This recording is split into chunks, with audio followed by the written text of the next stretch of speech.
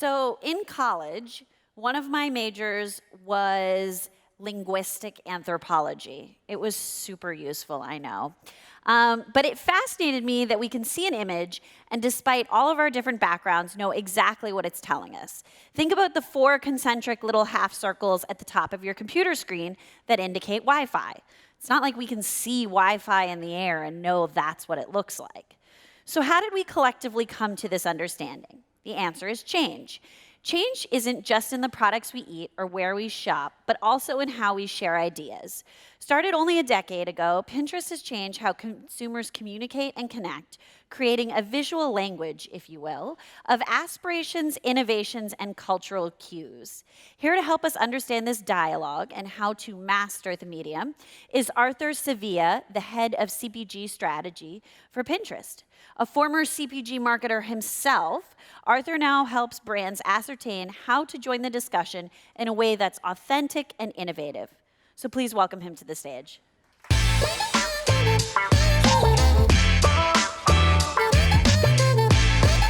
you so much. Thank you. Good afternoon. Thank you so very much for the time. What an absolute honor and pleasure it is to engage with this amazing audience. It's also great to be at the 12 o'clock spot in a food conference, so we're going to make this fun, engaging, lively, and hopefully informative. My name is Arthur Sevilla. I'm the CPG strategy lead at Pinterest.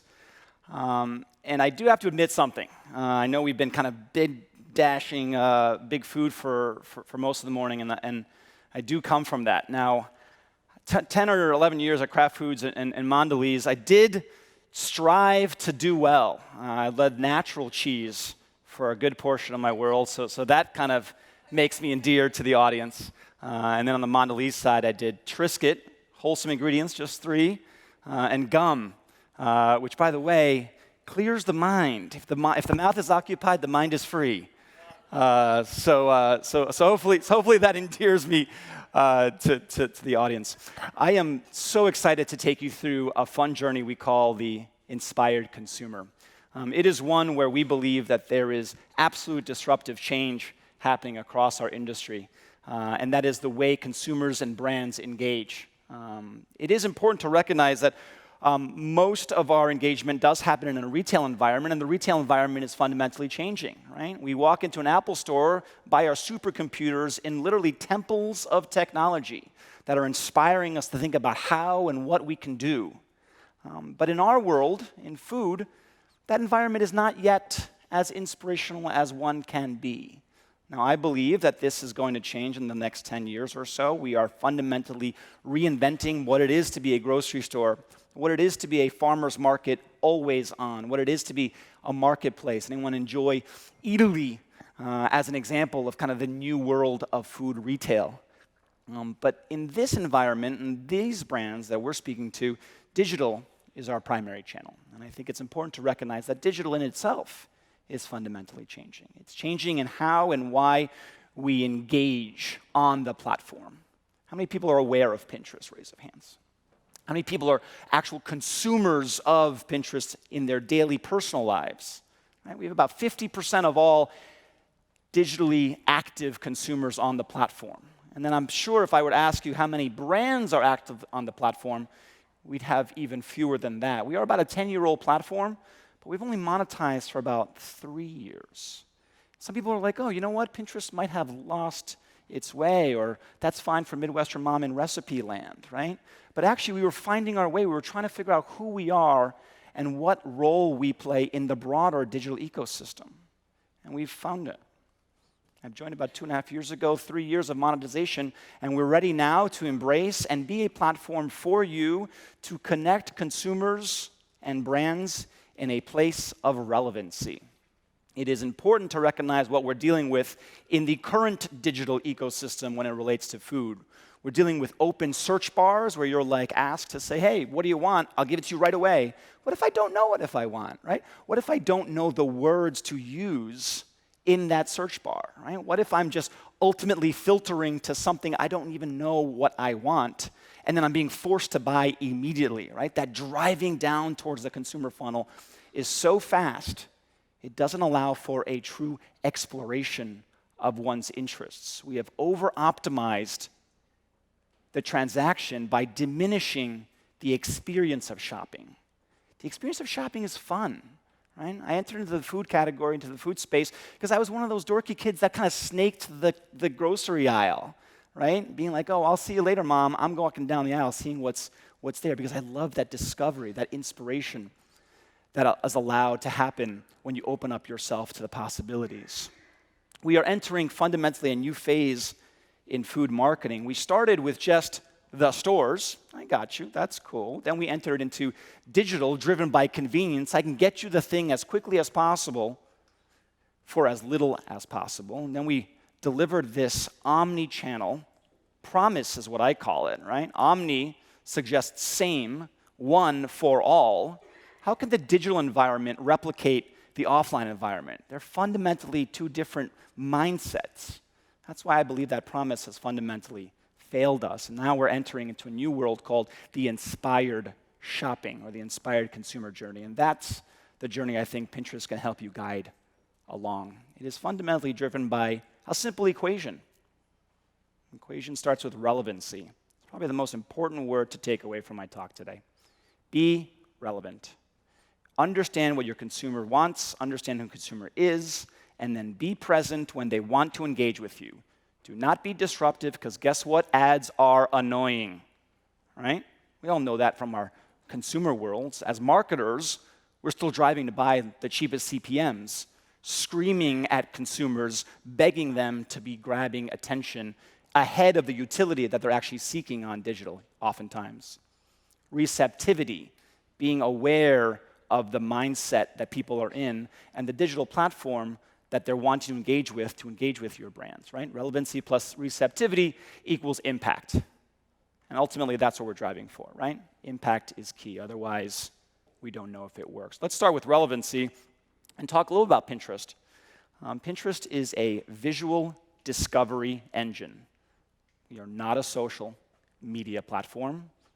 We are not a real-time news or sports environment. We are a visual discovery engine, and the visual is because the picture is at the corpus of who we are, right? Everything we do is at a visual, both static and moving, that's video.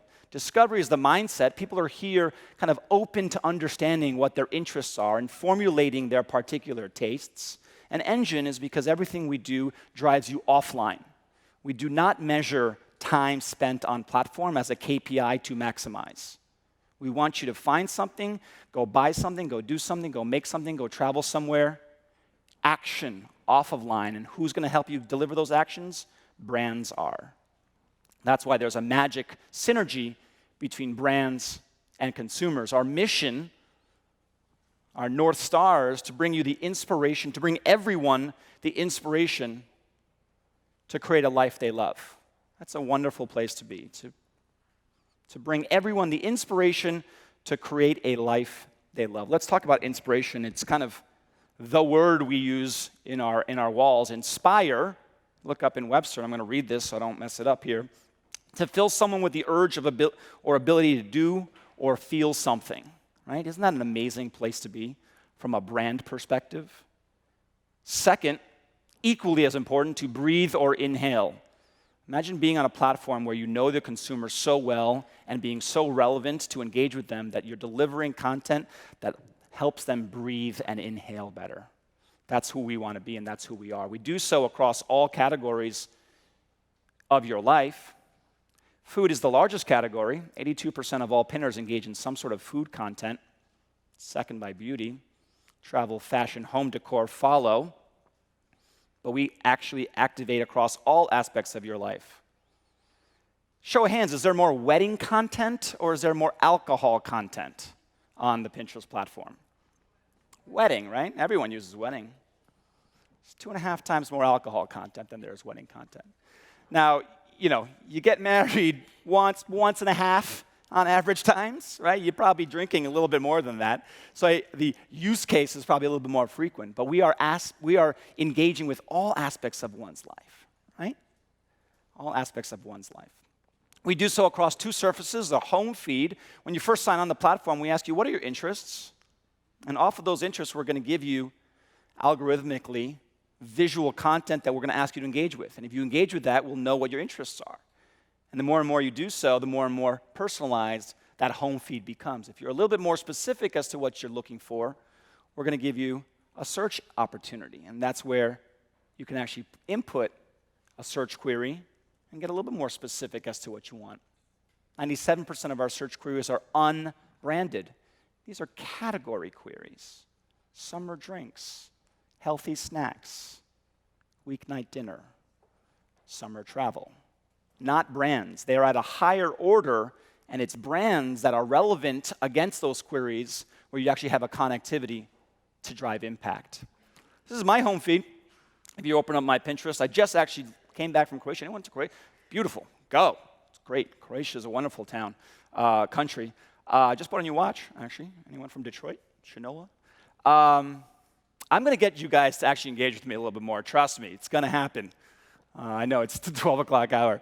I'm a little bit of a baker, and then I do believe, actually, we're at the cusp end of it, but is there any alcohol brands here or organic brands here?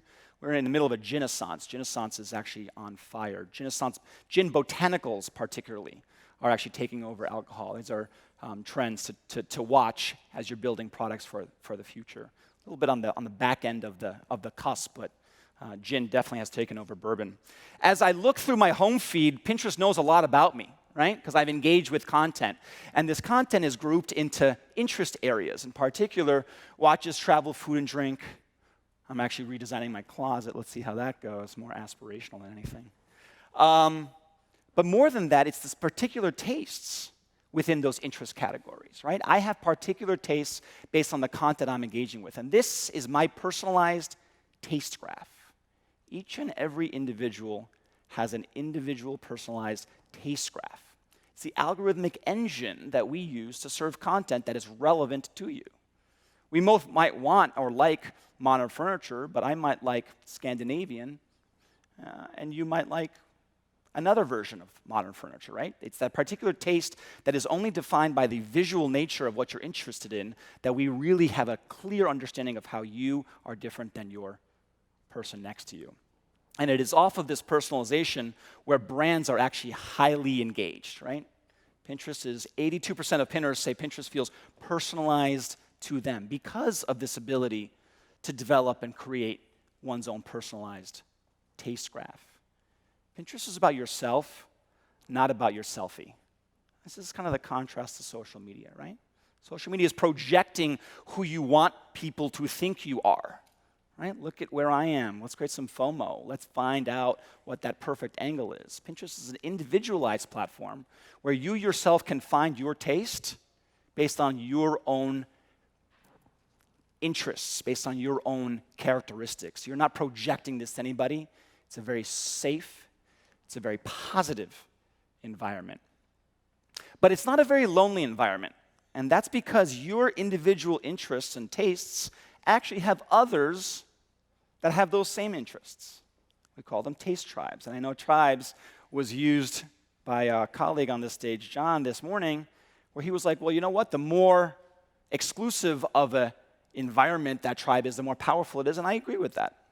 But I also agree that it's important to recognize that if you've identified yourself as a tribe, you want to be familiar and be presented other content that meets that style, that meets that preference, that meets that interests.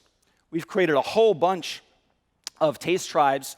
We call them the P100. Across our top 10 categories, we deliver the top 10 trends on an annual basis between food, home, travel.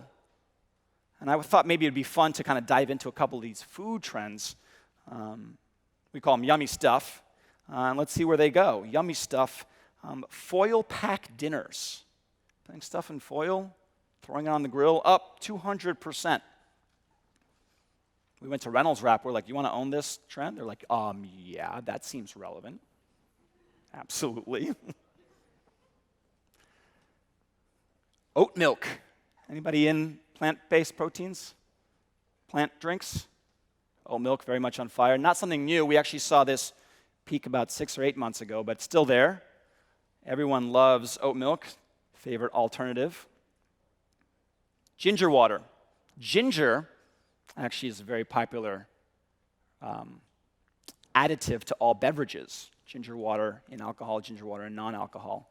Ginger is actually a very big trend here. Pegan. Anyone know what pegan? I didn't know what this was. Pegan is a combination of paleo and vegan. Any paleo or vegan? Pegan now. As if vegan wasn't hard enough to live a lifestyle against, right? We have to make it more hard. Over 300% increases in pegan interests, right? Pretty fun. And my favorite, I actually love mushrooms. Mushrooms on the rise again. Nutrition-packed, highly flavorful elephant mushrooms, Asian-based mushrooms, very much on trend in terms of the food space. But it's important to recognize that we understand people's interests. Interests lead to tastes. Taste leads to trends. Trends lead to tribes. And all of these are targetable because they're relevant. Now let's talk about receptivity, right? Relevancy is just one part of the equation. Receptivity and understanding if, in fact, people want to engage with you. Am I here to connect with my friends? Am I here to watch the score? Am I here to think about the news? Am I here to present what I am doing in the current state out into a storyland? Or am I here to connect and learn more about my brands to take action in the future? 250 million monthly active users, that's a global number. We are in 34 countries organically, 16 countries monetized on ads. That's twice we were just a year ago. And they are engaged with over 200 billion pieces of content organized in 4 different billion boards. If you see a piece of content that you're interested in on Pinterest, you save it to a board, you create those collections of boards, and that's how we figure out your taste profile. We are connecting you with the inspiration, I want to make a pizza, to the action of actually eating a pizza. But we do so in an interesting state of mind. Unlike social media, where we're actually taking a picture and posting it, recalling what we did yesterday, oftentimes with colleagues and friends and family. Wasn't that amazing? Yes, it was. Let's comment and relive. Or sometimes in real life, I'm either engaging or videoing in real time what I am doing. That's not Pinterest. Pinterest is future forward. I'm going to do this tomorrow. Where do you think brands are most relevant? Where do you think consumers are more receptive to hearing from brands? In a past, in a present, or in a future state of mind? I would surmise the future. We engage with all life moments. I told you about weddings and babies and stuff, but this is actually most relevant for food, calendarized moments. There are 26 known food-engaged calendarized moments throughout the year. And we know exactly when they start and when they stop, right? We know the big ones, Thanksgiving, Halloween, holiday, perhaps J4 is in there, maybe Mem and Labor Day, right? You know, Friendsgiving is on the rise, tremendous Friendsgiving. Half of November is Friendsgiving. Galentine's Day, an amazing place to start. Father's Day is a 6-week holiday on Pinterest, only 2 weeks on Mother's Day. Why is that? I feel bad for mom. But it's a start and stop time frame as to when and how you want to engage with consumers in relevant calendarized moments that you want to think about your brands and when consumers are receptive to your message. Everyday moments is by far the majority of our content, right? One of our most popular terms, easy dinner, easy chicken dinner. Fun fact, over the last 6 months, what day of the week was that query its highest? Day of week. Just a guess. Wednesday's a good guess. Certainly not Sunday, right? Everyone's got their order on Sunday. Monday, you're still trying to hold on to it's Tuesday. By Tuesday, all things break down. Tuesday. And we believe the receptivity of your audience combined with the relevancy of understanding your audience's taste profile truly drives impact, and impact in a very meaningful manner. We go back to our mission here, and I talked to you about inspiration, but we also want to talk about the latter part of our mission, to create a life you love. We have to recognize that in this digital-led universe, we have a responsibility to deliver positivity as leaders in the digital space, right? Mobile has far exceeded TV. We are now a mobile-first environment. But what's happening? We can't control ourselves anymore, right? We're creating barriers to put our technology in. This is a cookie jar with a timer on it. Have you seen this? People are placing their devices into the cookie jar, setting a timer because they need some time off, right? It's pretty amazing. We've actually created technology that lives on our technology to help us to get away from our technology, right? What's happening here? There's definitely a need to step back and question, what are we doing? We believe we are a positive place in the environment, and actually a lot of people agree with us. Prophet analyzed or asked, I think, something like 15,000 Americans, said, what brands are relevant to you? And I get this, right? Apple put a supercomputer in our pockets. Amazon gives me everything I need in 2 days or less. What? Pinterest is the third most relevant brand for them? It's pretty amazing. It's a pretty good company to be in. Why is that? Well, we are leading the pack here with being distinctively inspiring, along with Lego and Nike. That's good company. I'll take that. Positive place in the environment of the internet. And I think Mark said it fairly accurately, right? He asked us about 12, 18 months ago now at A&A Masters. He says, it's time for marketers and tech companies to solve the problem of annoying ads and make the experience better for consumers, right? And that's exactly what we're doing. Remind you that pinners are seeking inspiration, and 97% of all their search queries are unbranded, so they haven't yet figured out what brands they want. And in that context, ads or consumer engagements are not distractive. They're not interlopers. They're not annoying. They're contextually relevant and helping you deliver a message that is being receptively received, right? It's a great example here. Borsan wanted to reach millennials. They wanted to age down their brand, and they grabbed interest in search terms around weekend brunches. Right? In this case, Thanksgiving leftover toast was being presented in the context of weekend brunch. Relevant, engaging. Yeah, it's an ad, but it's appropriate, right? It's highly appropriate, and it's highly effective also. 55% increase in brand awareness, 57% increase in purchase intent amongst the millennial audience, which was targeted, right? We reach 1 in every 2 millennials. We reach 6 out of every 10 millennials with a higher income of $75K or more. Another category here in party cocktails, even though cocktails is not what Stella does, ABI is a great partner of ours. They're like, you know what? Get-togethers are great with cocktails and with Stella. Not really telling you about how to make anything, no recipe content here. It's just literally brand awareness in a relevant context. Highly effective as well. 3% increase in offline sales when measured by DLX studies. 120% ROAS. For every dollar they gave us, they got $1.20 back.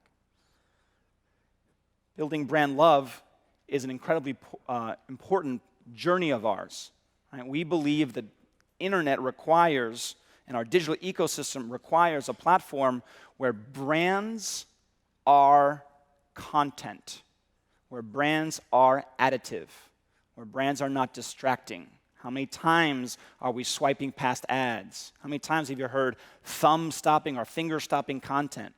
That in and of itself suggests you're not there because you're a utility. You're there to capture attention adjacent to the core utility of the product. I wanted to share a video here of how Cheetos recognized that, and I know Cheetos is a snack brand that might not be as natural and healthy as the audience would care for, but it's very relevant in terms of the recognition of context and how they've engaged with their users on the platform. Let's play the video, please.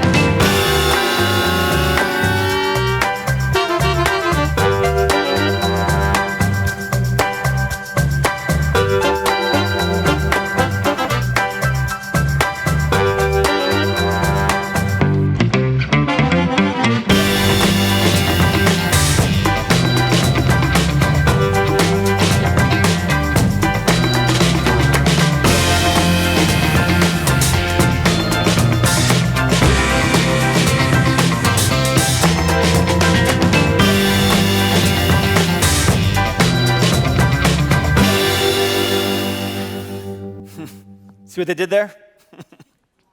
Pretty fun, huh? Very effective, very inspirational, very relevant, recognizing the context. And look, it was fun as also. Drove some amazing marketing impact. Also picked up some hardware in the south of France last year, which was always fun.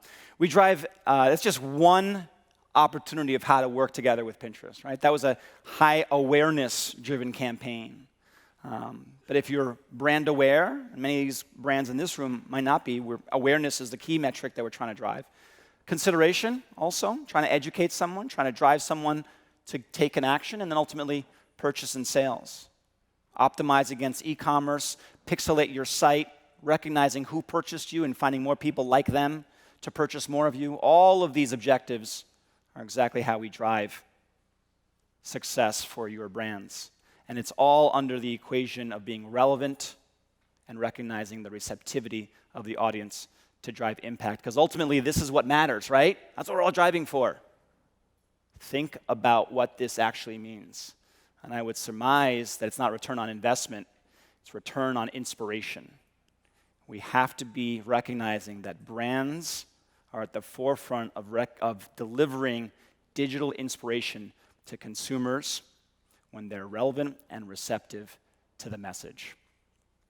We are delivering you the best mindset for your brand because consumers are seeking inspiration and they are full of intent. If we can help in any way together, NOSH@Pinterest.com. Thank you so very much for your time. Hi, we're going to take a seat just great. for a couple quick questions. Fantastic. That was a perfect slide to end on because it was one of the questions I had was, I hear from a lot of brands, oh, I was on Pinterest and there was so much pressure around being perfect and crafting this my perfect closet or my perfect holiday brunch. So how do brands engage with consumers and inspire them while also not making them feel bad about themselves? Like that my brunch doesn't really look like No, I don't think, I think Pinterest perfect is a fun phrase, but it's not one that's really embraced. Yeah. I think there was a time when Pinterest was considered an amplification platform or thought of as an amplification platform, and therefore it had to be perfect. But as we pivoted ourselves and recognized that we are not a social in the traditional sense of the word platform and more an individual and personalist platform to find and navigate your own interests and tastes, that pressure of perfect has kind of dissipated. That's great. So how should brands be using the site?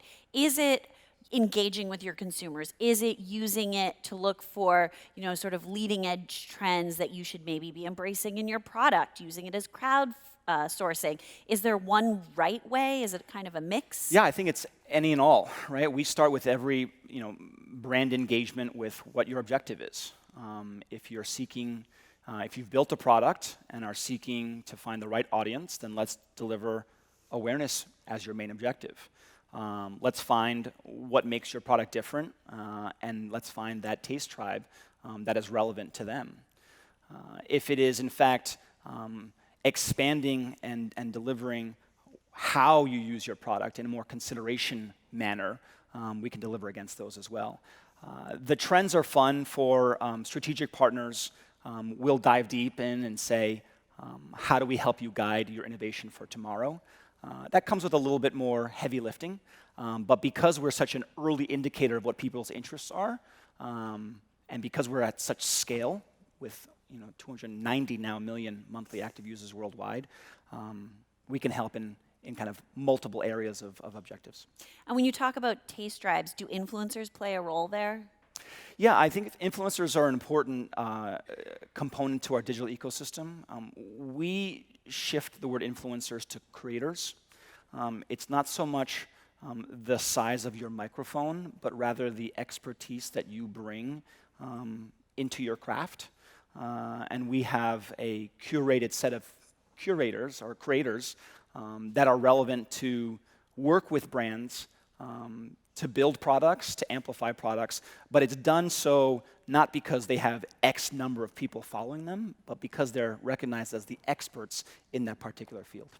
Well, thank you for sharing your expertise with us. We are unfortunately out of time, but hopefully you'll be sticking around to I will. take some more questions. With that, we're going to go to lunch, and we will be back here at 1:30. For those of you tuning in at home, again, stay tuned for exclusive content on our live stream lounge. Thanks so much.